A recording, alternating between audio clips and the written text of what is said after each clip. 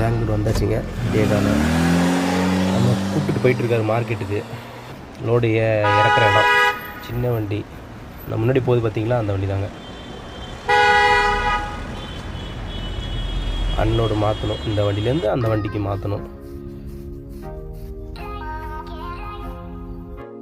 நானே இப்போ வந்து 4:30 ஆகுது.